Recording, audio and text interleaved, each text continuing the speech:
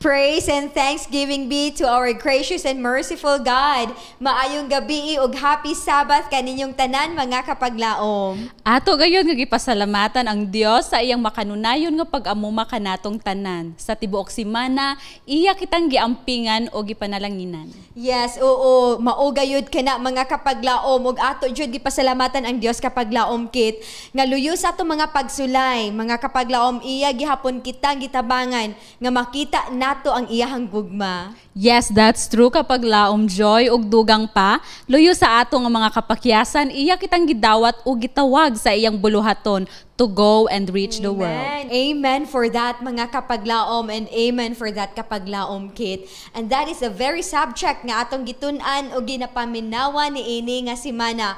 I will go. And we are heartily inviting you to share this program with those you can reach, that they too may find inspiration and courage through the Word of God. That's true. And it is our earnest prayer, mga kapaglaom, that the Holy Spirit will empower us through the Word of God. Once again, Happy Sabbath and good evening.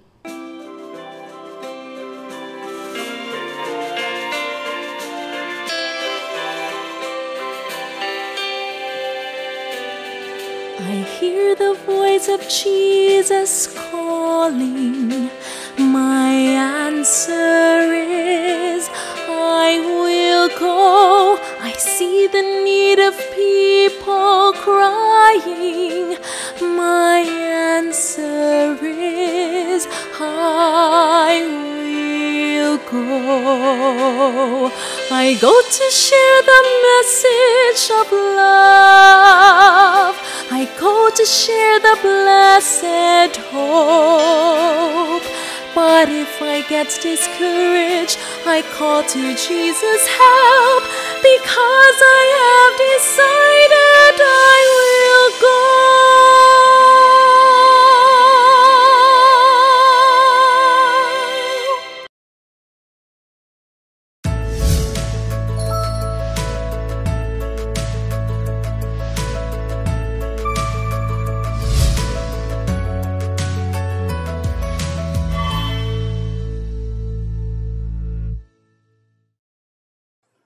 In the name of our Savior and Lord Jesus Christ, I would like to greet all our listeners viewing this nightly presentation conducted by Hope Channel Central Philippines and aired in Facebook, also in YouTube, at the same time in Hope Channel Philippines, GSAT Channel 37. Sa apong mga kaabyanan sa buhat, sa nagkalain-lain nga mga konferensya o mga mission sakop sa Central Philippine Union Conference, usa ka maayo nga gabi ang akong ipaabot sa inyo, o salamat sa inyong pagpaminaw o sa inyong walaundang nga pagsuporta sa atong buhat, sa atong programa nga atong gihimo dinhi sa Hope Channel Central Philippines. Sa aming mga kapatid at mga kaibigan na walang sawang sumusubaybay at patuloy na pinapakinggan ang ating mga mensahe at ang gabi-gabing mga pagpupulong, ang aming pasasalamat ay nais kong ipabatid sa inyong lahat.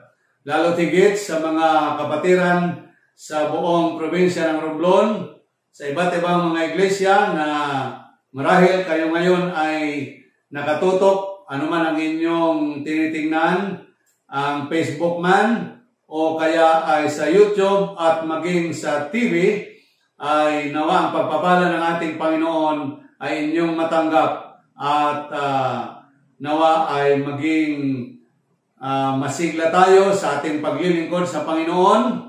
At gayon din tayo po ay mag-ingat, lalong-lalo na sa patuloy na pananalasa ng COVID-19 pandemic. So ngayong gabi, sa atin pong pagsisimula, sa ating topic na I will go and shine, tayo po muna ay aking inanyayahan na tayo ay yumuko sa ating pong panalangin, ating hilingin ang tulong ng Banal na Espiritu sa ating pag-aaral ngayong gabi. tayo po ay manalangin. Dakila naming Diyos na makapangyarihan sa lahat. Minsan pa ay aming pinapasalamatan ang iyong pag-ibig at ang pagbibigay sa amin ng pagkakataon upang kami ay gamitin sa pagdadala ng iyong walang hanggang pabalita upang ang iyong mensahe ay may pabot sa lahat ng tao at maraming mga tao ang may handa sa iyong malapit na pagbabalik. Pagpalain kami ngayong gabi sama-sama, lalong na ang iyong lingkod sa pagdadala at pagpapaliwanag ng iyong mensahe. Ang iyong nawang banal na pagkaunawa sa pamagitan ng banal na Espiritu ang aming matanggap. Ito ang aming dalangin sa pangalan ni Jesus. Amen. Mga higugma nga mga higala o mga kaabyanan, ang atong pagatun-an nga topiko karon na siya'y titulo, I will go and shine. Kini nga pagtuon ato kini nga gibalay gikan sa programa sa atong iglesia nga I will go. Og ato karon gisumpayan nga sa atong paggawas o paglapot sa mga tao aron sila atong padalaan og balita gikan sa atong Ginoo, aron sila makakaplag sa kaluwasan nga iyang gisaad sa atong tanan. Unsa ang atong buhaton aron nga kita magsiga, aron nga ang atong kinabuhi magsiga padulong sa atong mga kaabyanan, sa atong mga higala nga wala pa sa kamatuoran. Kaya ngayong gabi, tayo po ay mag-aaral at ating tatalakayin ang topic na ito at ating titingnan at ang iba't ibang mga pamamaraan kung papaano ng isang Kristiyano ay maglumiwanag upang kung ang ating buhay ay makita ng ating mga kaibigan, ng mga tao na nandyan sa ating paligid, sila rin ay makakita ng daan papunta sa ating pong Panginoon. Sa ngayon sa isang pag-aaral, lalong-lalo na yung mga tao na nag-aaral at kanilang sinusubaybayan ang mga heavenly bodies. Kanilang patunayan, na-discover nila na ang bituin na Sirius, madalas ito ay tinatawag na dog star, ay considered as one of the brightest star seen in the earth at night.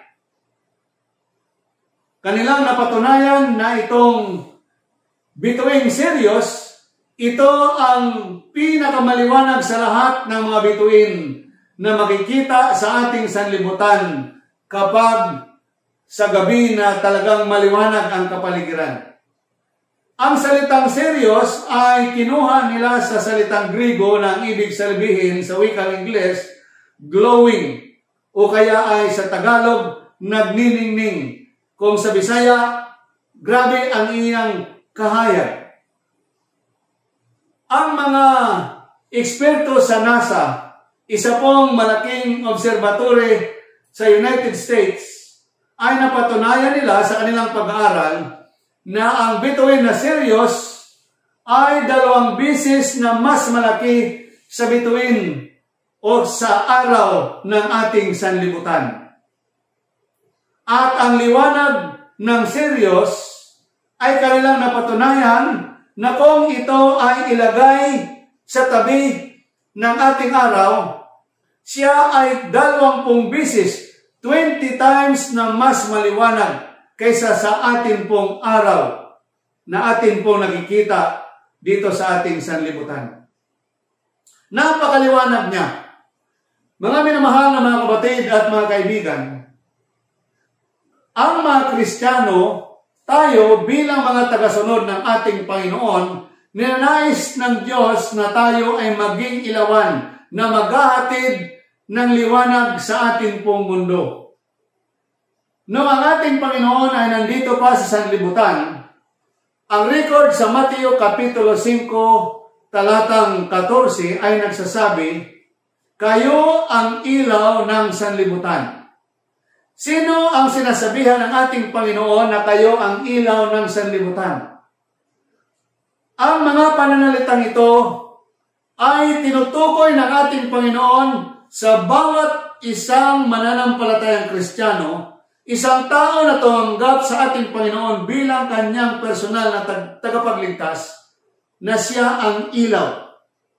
Ang isang Kristiyano ang sinasabi ng ating Panginoon na ilawan ng sanlibutan.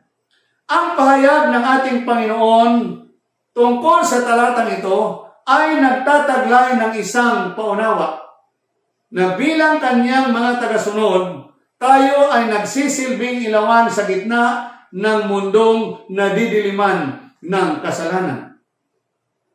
Sa aklat po ng Ikalawang Hari sa Lumang Tipan, sa Kabanatang 5, ganito po ang kanyang sinasabi.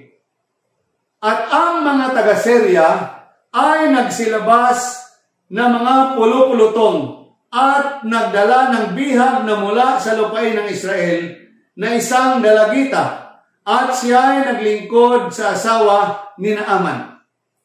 Ang talatang ito, mga minamahal na mga kapatid at mga kaibigan, ay napakagandang halimbawa upang ating mapagkukunan ang katotohanan tungkol sa ninanais ng Diyos sa kanyang mga tagasunod na tayo ay magliwanag sa sanlibutan ito. Tingnan po natin ang buhay ng kabataang ito, samantalang siya ay dinalang bihag doon sa Syria mula sa kanilang bansang Israel. Ang batang ito ay naglingkod doon sa bahay ng kapitan ng mga sundalo ng Syria na si Naaman. Araw-araw siya ay naglilingkod doon sa kanyang Panginoon na babae. At ang babaeng ito, ang dalagitang ito, ay mayroon siyang napansin doon sa kanyang ama, doon sa Panginoon na kanyang pinaglilingkuran, ang asawa ni Naaman. Araw-araw, ang babaeng ito ay naghahandog. Siya ay nanalangin doon sa kanilang mga Diyos-Diyusan, sapagkat alam natin ang mga taga-Syria ay marami silang mga Diyos-Diyusan na pinaglilingkuran o kaya ay kanilang sinasamba. Subalit, mayroon pang isang napansin ang dalagitang ito, na ang kanyang Panginoon na babae ay madalas na siya ay umiiyak. Kaya tinanong ng dalagitang ito kung ano ang dahilan, bakit ang kanyang ama, yung kanyang Panginoon, yung asawa ni Naaman, na kanyang pinaglilingkuran ay malungkot. At sinabi sa kanya ng kanyang pinaglilingkurang babae na asawa ni Naaman, sapagkat ang kanyang asawa, ang kanyang Panginoon na lalaki na si Naaman ay mayroong sakit na kitong. At alam niyo ba, mga minamahal na mga kapatid, after this young lady learned that her mistress is lonely because her husband has a leprosy, ito po ang kanyang sinabi. At sinabi niya sa kanyang babaeng Panginoon, manunawa ng aking Panginoon ay humarap sa propeta na nasa Samaria, kung magkagayoy pagagalingin niya siya sa kanyang kitong. Napakaganda, mga minamahal na mga kapatid at mga kaibigan. Ang espiritu, ang kaisipan ng dalagitang ito. Narito ang isang sakdal na halimbawa ng isang tagasunod ng ating Panginoon, at lalo't higit mayroong kinalaman sa paksa na ating tinatalakay, I will go and shine. Tingnan po natin ang iba't ibang panig ng kasaysayang ito ng patotoo ng lingkod ng Diyos, na kahit saang dako man siya naroroon, anuman ang kanyang kalagayan, sino man ang kanyang kaharap, ay laan upang magsilbing ilawan o maging daluyan ng pagpapala ng Diyos. Una po, ang dalagitang ito ay dayuhan sa bansang ito. Ikalawa, siya ay itinuturing na bihag at nagsisilbi bilang isang alipin doon sa isang dakilang tao na taga-Syria. At ikatatlo, siya po ay isang kabataan, isang babaeng kabataan na marahil ay isipin natin na walang magagawa. Lalo't higit siya po ay nandoon sa malayong lugar at siya po ay isa pong alipin. Tingnan natin ang mga puntos na ito. Kung ito bang mga bagay na ating nabanggit ay nagpahina ng kanyang pananampalataya o kaya ay pumigil sa kanya upang kanyang takpan, pigilan o kaya ay sarilinin yung kanyang pananampalataya na kanyang pinanghawakan tungkol sa Diyos na buhay na kanyang pinaglilingkuran. Alam nyo, kapag tayo po ay dayuhan sa isang bansa, madalas na tayo po ay maingat sapagkat hindi natin naunawaan ang kultura ng bansa na kung saan tayo ay isang dayuhan. Ikalawa, madalas marami tayong mga hindi naunawaan sa kanilang mga salita. Hindi natin maintindihan ang kahulugan ng kanilang sinasabi. At lalo higit, ang tungkol sa kanilang pananampalataya. Yung kanilang sinasampalatayanan kung papaano sila nagpapakita ng pagmamahal doon sa isang kapangyarihan na kanilang kinikilala na mas mataas sa kanila.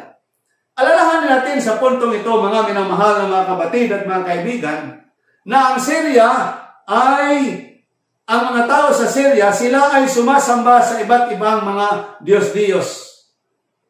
At bilang isang babaeng bihag, maaari na siya ay nagkaroon ng mababang pagtingin sa kanyang sarili.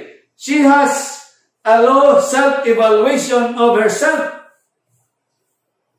At dahilan siya ay nag-iisa doon sa bansa na malayo sa kanyang mga magulang at isa pang alipin, ito ay maaaring makapagbigay sa kanya ng mababang pagtingin sa kanyang sarili, lalo't higit ikimkim sa kanyang sarili yung kanyang pananampalataya. Subalit mga minamahal na mga kapatid at mga kaibigan, ang mga kadahilanan ito ay hindi nakapagpigil sa batang ito upang kanya pong ipakita ang liwanag na nasa kanya. Ang liwanag na nagmumula sa kanyang pananampalataya at resulta ng kanyang buhay na ugnayan sa Diyos. Alam niyo mga minamahal na mga kaibigan at mga kapatid, kapag ang isang tao ay mayroong matibay na pananampalataya at buhay ang kanyang ugnayan sa ating Panginoon, he has a deep and personal relationship with God. Ano man ang kanyang kalagayan, whatever the circumstances in our lives, we can still reflect in our lives the glory and the light that comes from our knowledge of our Savior, Jesus Christ. Ito mo ang nangyari sa babaeng ito. Noong kanyang makita ang pagkakataon na siya ay maaaring magsaksi ng tungkol sa Diyos na kanyang pinaglilingkuran doon sa isang sambahayan na hindi nakakakilala sa buhay ng Diyos, she grabbed that opportunity upang kanyang maipakilala ang Diyos na kanyang pinaglilingkuran. Ang aklat na Adventist Home ay nagsasabi ng ganito, what a man is has greater influence than what he says. Piety in the daily life will give power to public testimony. Patience, consistency, and love will make an impression on the hearts that sermons fail to reach. Napakaganda mga minamahal na mga kapatid. Ano pala ang panggagalingan ng ating positibong impluwensya papunta sa mga tao na nandiyan nakapaligid sa atin? Ang sabi po ng aklat na ito, piety in the daily life will give power to public testimony. Yung ating pong pamumuhay araw-araw, yung ating ugnayan sa ating Panginoon, yung ating pagiging makadiyos, yon ang magbibigay kapangyarihan sa ating patutuo, sa ating pagharap sa mga tao sa ating paligid upang tayo ay makilala na tayo ay tunay na tagasunod ng ating pong Panginoon. Ang batang babae nito, bagaman nandun siya sa isang dayuhan ng lupain, dayuhan ng mga tao, at kakaibang pananampalataya, she consistently practiced personal pity and her daily life that led her to shine even in the dark situation of her earth experience. Sa kanyang karanasan, hindi siya nagpatalo sa damdamin na magpapahina ng kanyang pananampalataya.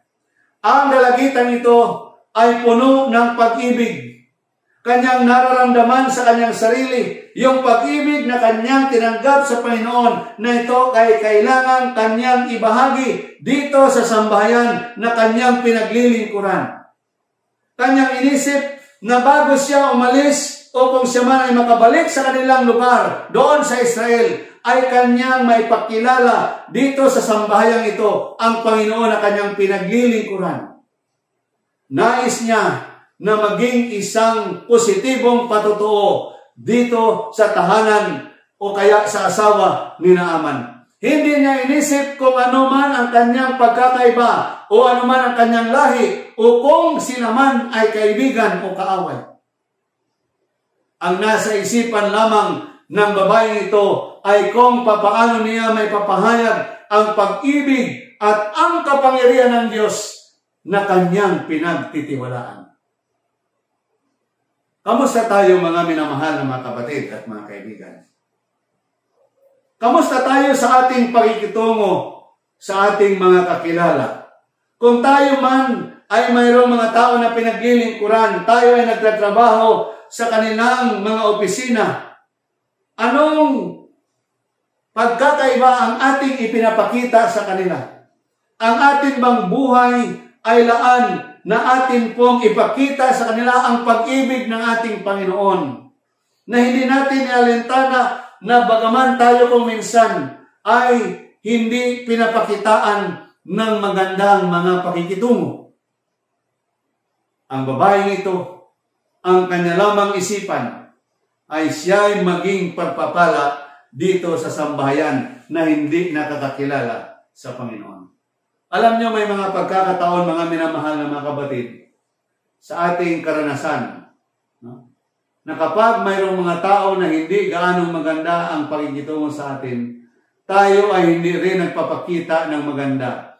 At kung dumating doon sa pagkakataon na itong mga tao na hindi nagpapakita ng maganda sa atin ay nakakaranas ng mga suliranin, tayo ay nag-iisip, tayo ay nasisiyahan, at ating iniisip na tayo ay nakakabawi. Subalit sa kalagayan ng dalagitan ito sa ating kasaysayan, wala siyang ibang inisip kundi ang sambahayan ito ay kaniyang ituro sa Diyos na kanyang pinaglilingkuran. That's why when she was given an opportunity to present the God whom she is serving, she grabbed that opportunity.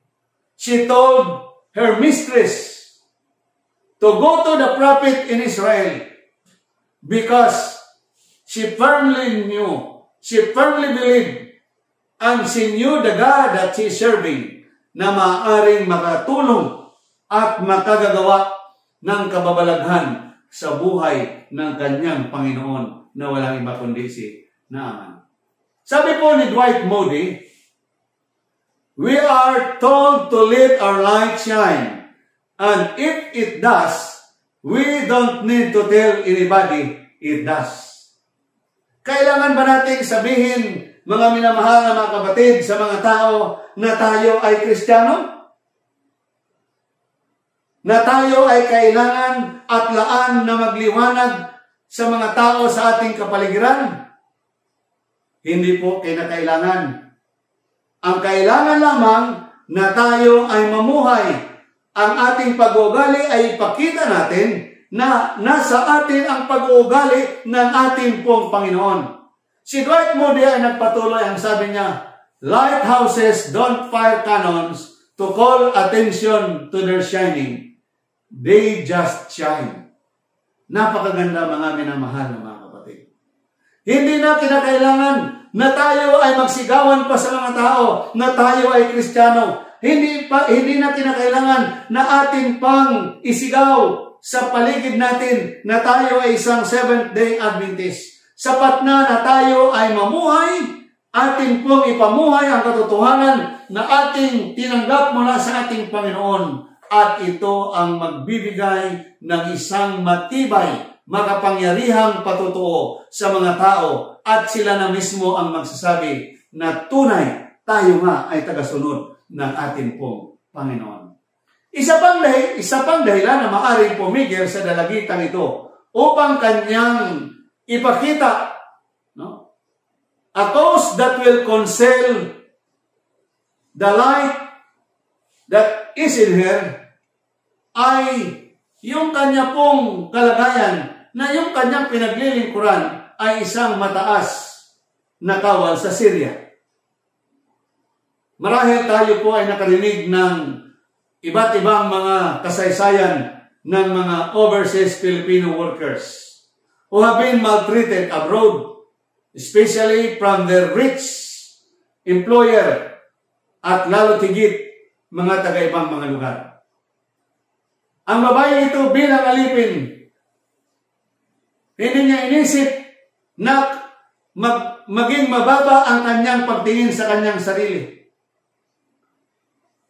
Samantalang kung minsan sa atin pong buhay, bilang alipin, alam natin na ikaw ay sunod-sunuran kung ano ang ipag-uutos sa iyo ng iyong Panginoon. Kung ano ang kanyang kagustuhan, yun ang iyong gagawin. Subalit sa kalagayan ng dalagitang ito, hindi niya inisip kung ano man ang tingin sa kanya ng kanyang Panginoon. Ang kanyang inisip lamang ay kung papaano niya ipakikilala ang Diyos sa paganong sambahayan ito. Napakaganda mga minamahal na mga kapatid.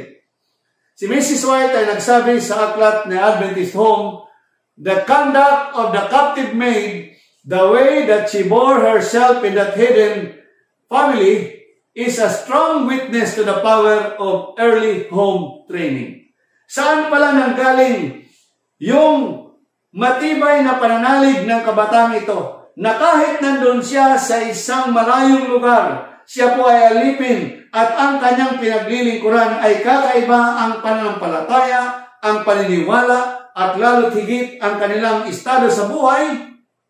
Ang wika po ng aklat na Adventist Home, she got it from the strong training that she received early in their home. Alam po natin na ang mga batang Hudyo, maliliit pa sila ay tinuturoan na tungkol sa salita ng ating Panginoon, tungkol sa mga kautusan. Sa kanilang murang edad, ipinapakilala sa kanila na ang Diyos ang may lalang ng sanlibutan, na ang Diyos ay nagbigay ng mga kautusan na ito ay narapat sundin ng mga tao, na ang Diyos ay makapangyarihan sa lahat at siya lamang ang nararapat na sambahin. Dala-dala ng kabataan ito ang ganitong kaisipan, ang mga prinsipyong ito. Ito ang nagsilbi na maging matibay na pundasyon at nagdala sa kanya ng isang pagnanais upang ibalita sa lahat ng mga tao ang tagumpay at ang kapangyarihan ng salita ng ating pong Panginoon. Mga kapatid at mga kaibigan, ang kanyang kalakasan, ang kanyang pananalig, yung kanyang kasigasighan na sabihin sa sambahayan ni Naaman, ang Diyos na kanyang pinaglilingkuran, ang wika po, ito ay nagsimula doon sa tahanan. Kung ang ating palang mga tahanan ay maging sentro ng Kristyanismo pagtuturo, ito ay dadalhin ng ating pong mga kabataan kung saan man sila naroroon at sila ay magkakaroon ng matibay na patutuo tungkol sa Diyos na kanilang sampalatayanan. Mga minamahal na mga kaibigan at mga kapatid, there should be the full cooperation of every members of the church starting from the homes upang ang ating programa sa ating iglesia na total member involvement ay maging matagumpay. Ang tagumpay ng gawain ito ay nagsisimula sa tahanan. Gaya ng aliping babaeng ito, siya nagsilbing liwanag sa sambahayan ni Naaman tungkol sa kapangyarihan ng Diyos. Kanyang ipinakilala sa paganong pinuno na may Diyos na kanyang malalapitan anuman ang kaniyang kalalagayan. Ang isipan ng aliping babaeng ito na naging tagapagdala ng liwanag ng biyaya ni Kristo, anuman ang kanyang kalagayan, anuman ang ating kalagayan, saan man tayo naroon, sino man ang ating kasama, ay siyang damdamin na kinakailangan ng bawat isang kaanib ng ating iglesia sa kasalukuyan. Alam natin na tayo ay nabubuhay na sa huling kapanahunan ng ating pong sanlibutan. Ang ating Panginoon ay malapit nang dumating. Kaya kinakailangan na ang bawat kaanib ng iglesia ay magkaroon ng matibay na pananalig, magkaroon ng matibay na commitment that we will go and we will shine wherever we are and wherever we go. Sabi po ni John Keith Falconer, I have but one candle of light to burn, and I would rather burn it out in a land filled with darkness than in a land flooded with light. Tingnan po natin mga kapatid ang ating pong kapaligiran. Saan man natin ibalik ang ating paningin, ang ating sanlibutan ay nadidiliman ng kasalanan. Ang gawain ng maraming mga tao ay nagpapakita na sila ay hindi nakakakilala ng katotohanan. Hindi nila nalalaman ang dakilang pag-ibig ng ating Panginoon. Ang mga tao ay nabubuhay sa pagiging materialistic. Ang hangad ay ang palaging kalayawan ng ating sanlibutan.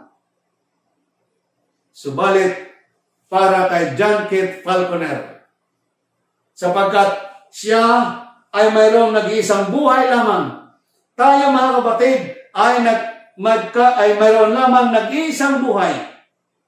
Papaano natin ito gugugulin? Sabi niya, I would rather burn it out in a land filled with darkness.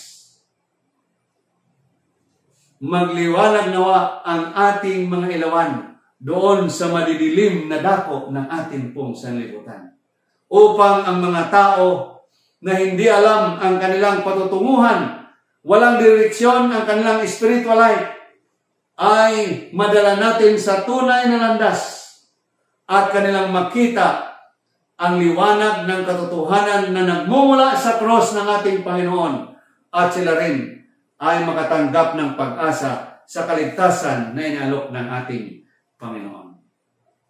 Si Dwight Nelson nag-ingon sa iyang libro magisulat, The Chosen, Christians often hesitate to reach out to those who are different. They want God to clean the fish before He cuts them. If someone's gold ring is attached to an unusual body part, if they don't smell the best, or if the skin color is not same, Christians tend to hesitate. Ganito ba mga minamahal na mga kapatid ang ating nagiging kaisipan? Ito ba ang ating nagiging pag-uugali habang tayo ay humahayo at sinusunod natin yung tagubilin ng ating Panginoon na ating ipangaral ang kanyang walang hanggang pag-ibig? Na kapag mayroong mga tao tayo nakikita na parang mas mababa ang tingin natin sa kanila, yung kulay ng kanilang balat ay hindi kagaya ng sa atin, yung kanilang uri ng pamumuhay ay parang hindi katugma sa ating uri ng pamumuhay, ay tayo minsan ay nag-aatubili na sila ay atin pong lapitan. Ang sabi niya sa patuloy, but think for a moment about God reaching out to us. If ever there was a reach that was it, holy, pure deity, extending himself to us who are soiled, evil-hearted, and unholy. Mga minamahal na mga kapatid at mga kaibigan, wala pala tayong dapat may pagmalaki. Wala kita'y kinahanglang atong ipabugal mga hinigugma ng mga kauturan. Kaya ang Diyos, sang ara pa kita sa kasalanan, naghatag sa iyong bugtong anak si Kristo. Balaan, nagaisahanon nga anak sang Diyos, apang ginhatag ang iyong bugtong anak, agod kita nga yara sa sala. Yara nagalangoy-langoy sa lunang sang sala. Makabaton sang kaluwasan, kag makabaton sang kasiguraduhan sa ginatanyag nga walay kabuhi, nga walay katapusan sang aton nga Ginoo. The little maid let her light shine. Subalit ang tanong, kamusta po tayo? Kung ang babaeng ito ay ipinakita ang liwanag na nagmumula sa kanyang ilawan, the question is, how about us? According to Dwight Nelson, we are singing the song, this little light of mine, I'm going to let it shine. Palagi natin inaawit yan. Memorize natin ang awit na ito. Ano pa ang sabi? We are not the owner of the light. Jesus is the light. He is the light of the world. Kung wala tayo sa ating Panginoon, hindi tayo magliliwanag sa ating kapwa, sa ating mga komunidad. Kinakailangan na tayo ay mayroon ng Panginoon sapagkat si Kristo na mismo ang nagsabi that He is the light of the world. Tayo ay instrumento lamang. Sa aklat na education ay ganito po ang sinasabi. As to Christ, every human being has life. So also through Him, every soul received some ray of divine light. Not only intellectual, but spiritual power, a perception of right, a desire for goodness exists in every heart. Napakaganda mga minamahal na mga kapatid. Na kung atin pong hahayaan na ang ating Panginoon ang siyang mabuhay, ang siyang makita sa ating pong pamumuhay, we will receive that ray of divine light. Magkakaroon tayo ng sinag ng makalangit na liwanag. Not only intellectual but spiritual power, a perception of right, a desire for goodness. Na naisin natin na gumawa ng kabutihan. Na naisin natin na mabuhay ng isang dalisay na pamumuhay. Kung ang ating Panginoon ay nasa sa atin pong mga buhay. Our standing before God depends not upon the amount of light we have received, but upon the use we make of what we have. Napakagandang pananalita mula sa Desire of Ages. Sabi sa patuloy, thus, even the hidden who chose the right as far as they can distinguish it, are in a more favorable condition than are those who have had light and profess to serve God, but who disregard the light and by their daily life contradict their position. Mga minamahal na mga kapatid, ibinigay sa atin ng Panginoon ang napakalaking pribilehiyo upang ating dalhin ang ilawan ng kabuhayan ng ating Panginoon na magliliwanag sa ating sanlibutan sa pamagitan ng ating pamumuhay araw-araw. Subalit kung hindi natin ito gagamitin, ang naririyan sa atin at ito ay atin pong itatago, ito ay walang magiging kapakinabangan. Ang sabi po sa Desarabidges, mas mabuti pa yung mga tao na hindi nakakakilala sa Diyos, subalit alam nila kung ano ang pipiliin mula doon sa tama na kanilang naintindihan, kaysa sa doon sa mga tao with so much light na ay daghang kahayag nga gibaton gikan sa Ginoo, apan wala nila gikabuhi, wala nila kabuhi adlaw-adlaw kana nga kamatuoran, and even their lives contradict their profession.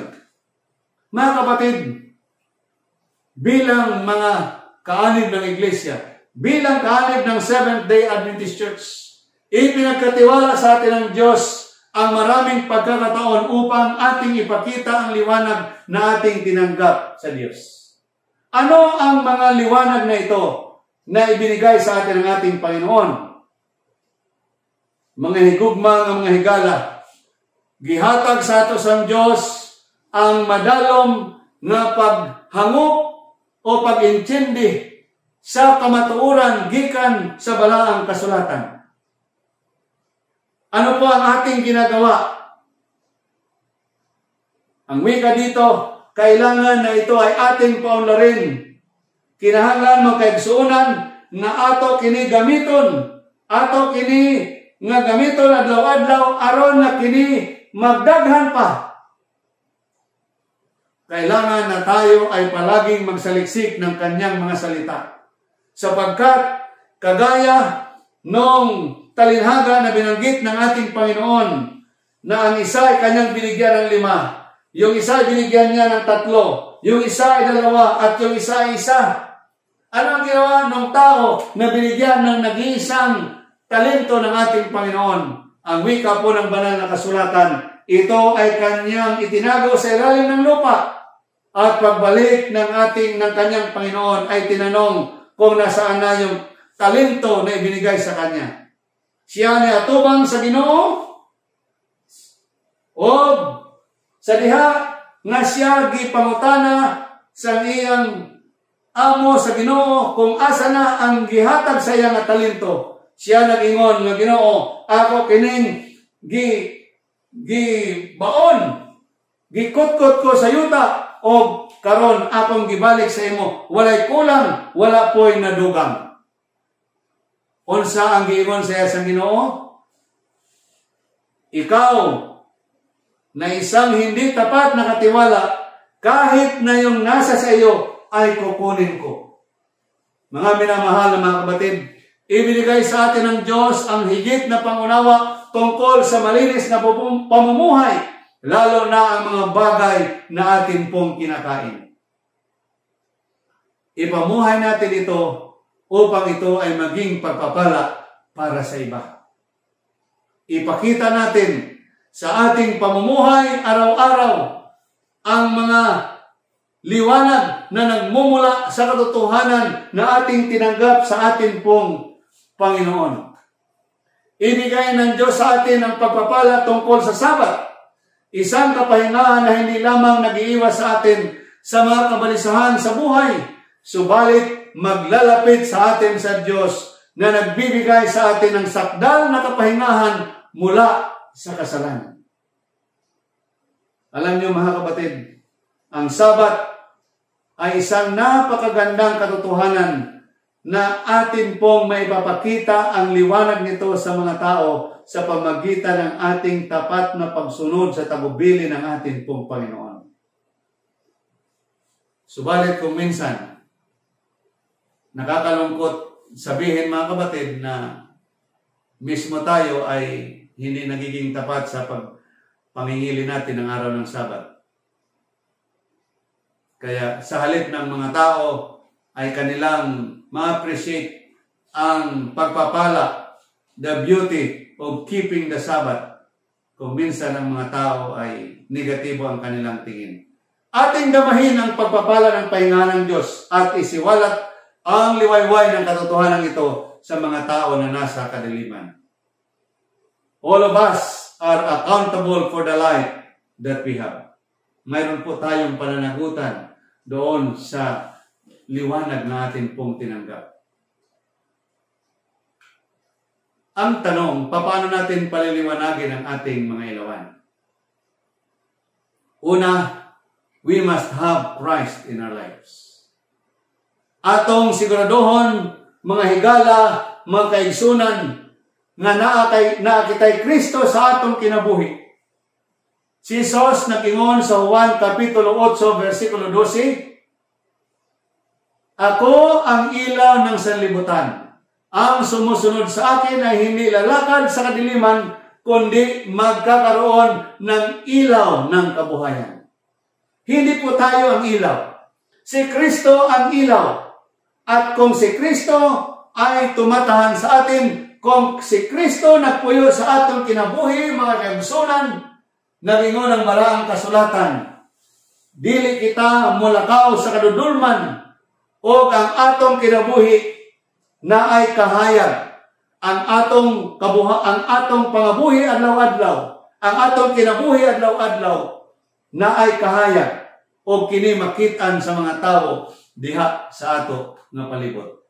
Nagingon sa Juan 1:4-5, In Him was life, and the light was the light of men, and the light shineth in darkness, and the darkness comprehended it not.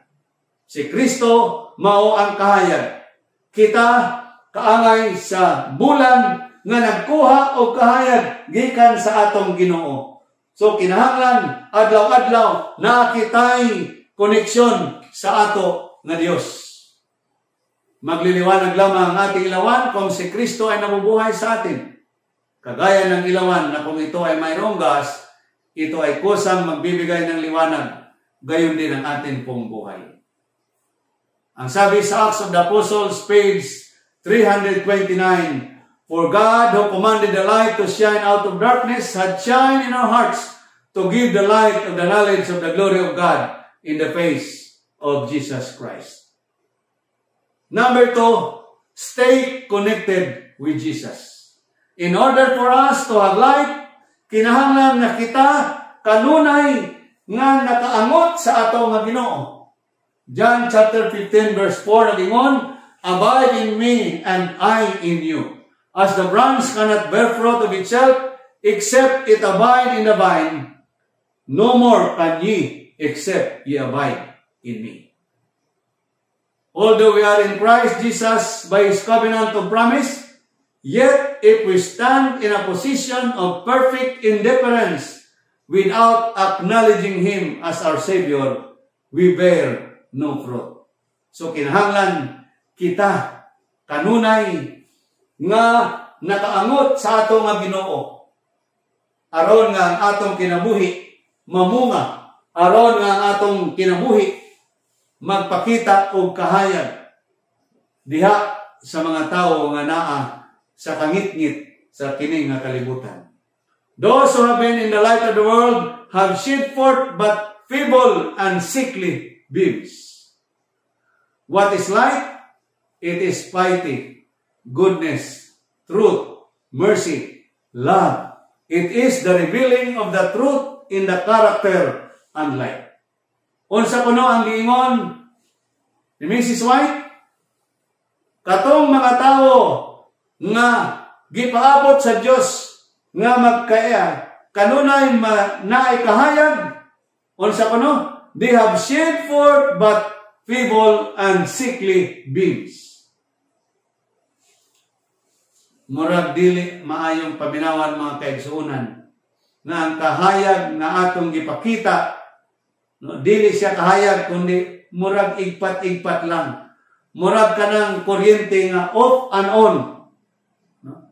So kanunay kinahanglan na atong praktison sa atong kinabuhi ang pagka-Diyos nun, ang kaayo, ang pagkamaminatud nun, kinang gugma o kinang pagkamaayo nga tao kay kina mao ang nagapakita sa kamatuoran sa atong kinabuhi, sa atong pamatasan, sa atong kinabuhi.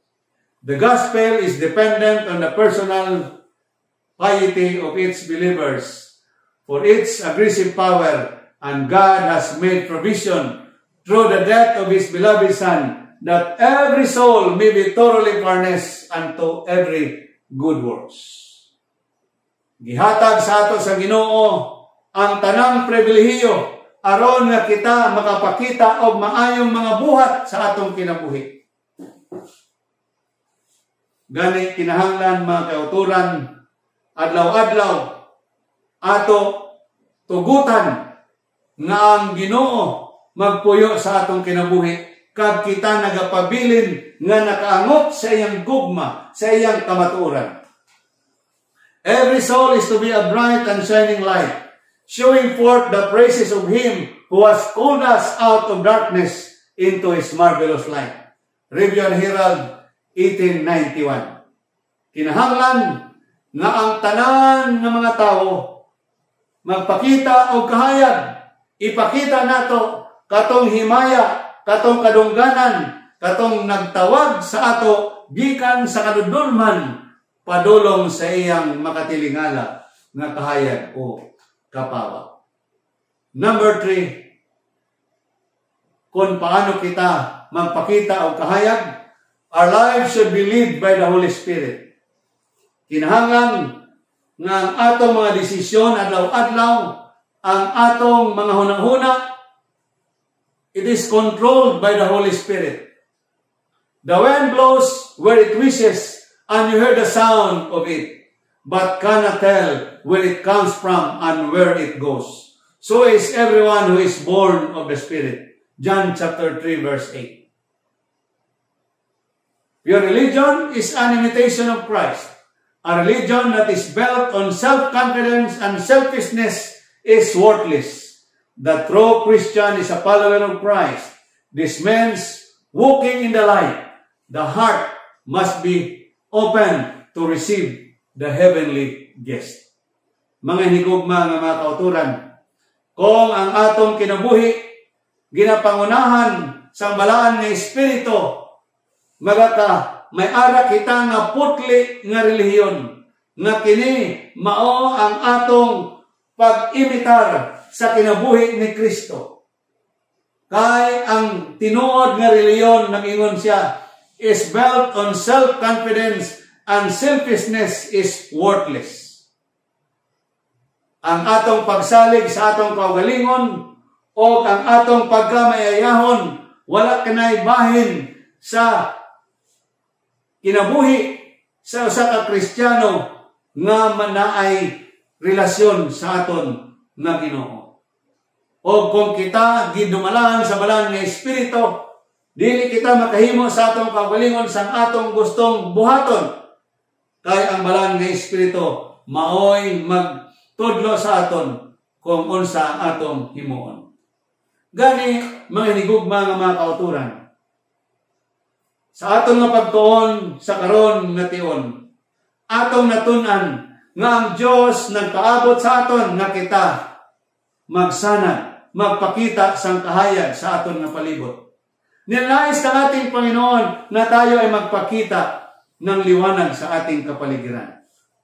Habang tayo ay tumutugon sa panawagan ng ating Panginoon doon sa kanyang kuman na tayo ay humayo, kailangan na ating tiyakin na ang ating ilawan ay nagliliwanag. Ang ibig sabihin, ang ating buhay ay nagpapakita ng buhay ng ating pong Panginoon. Kaya kailangan tayo ay mayroong Kristo sa ating pong buhay. Kung ang tayo ay mayroong Panginoon, kung si Kristo ay nasa ating buhay, ating tiyakin mga kapatid, araw-araw tayo ay konektado sa Kanya. Tayo ay nakaugnay sa Kanya. At ikatatlo, ating tiyakin na tayo ay pinapangunahan ng banal na Espiritu. Atin pong isurrender ang ating buhay sa Kanya. Atin pong hayaan ng banal na Espiritu ang masunod sa ating pong buhay. Huwag po nating sundin ang ating sariling magustuhan. At kung magkagayon, tayo ay makakatiyak na ang ating buhay ay magiging liwanag. And truly, Jesus will be happy to see that really we are the light of the world. Kabay ang Ginoo magpanalangin sa atong tanan o kita magapakita og kahayag ang sa atong pagtapos kita magapangamuyo. Our gracious and Father in heaven, we would like to thank you for calling us into this marvelous light. Indeed, the world is darkened with sin, but we would like to thank you because as followers of yours, you have given us the assurance that our lives will, if reflecting the life of Jesus, will shine in the dark places of this world so that Jesus will be lifted up and souls will be drawn unto the foot of the cross. Souls that will be candidate for heaven. Souls that will inherit that eternal life which you have promised for each one of us. I would like to continually pray for our friends who are listening via Facebook, YouTube, and in the television. We pray, O God, that this message will give us strength and power, that every day we will walk according to the principles of our Savior Jesus Christ. Thank you for the promise that you will answer this prayer. In Jesus' name I pray. Amen. Amen! We trust that you've been blessed by the Word of God, mga kapaglaom. And if you missed some episodes of this series and even of the previous ones, you can visit Hope Channel Central Philippines YouTube channel and find all the great messages on the playlist. And as the message reminded us karon nga gabi, mga kapaglaom, we are glad to tell you that you can be a digital missionary. Di ba kapaglaom, Kit? Yes, that's This is true. just by sharing our program with your friends. And this is an action or a deed with an outcome that only eternity can reveal. And we want to thank you for that missionary act, mga kapaglaom. Also for your prayer requests and concerns, you may send them through the hotline numbers found on your screen. Ug alang sa atong mga kapaglaom nga nagpaminaw sa ilang mga radyo, among basahon ang atong contact numbers. Alang sa atong Globe and TM users, we have 0916-361-3777. Again, 0916-361-3777. O para sa atong mga smart subscribers, we have 0961-811-3777. Again, 0961-811-3777. Yes, daghan kayong salamat mga kapaglaom for being with us tonight, and we are truly delighted to worship God with you all. Yes, and it is our sincere prayer that when God calls, we will always respond with a trustful spirit. Lord, I will go.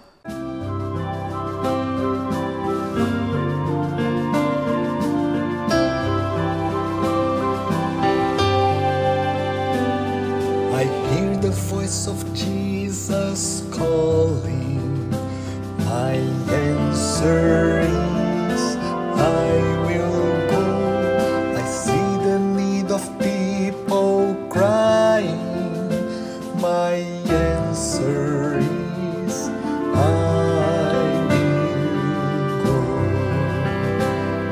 I go to share the message of love. I go to share the blessed hope. But if I get discouraged, I call to Jesus' help. Because I have decided I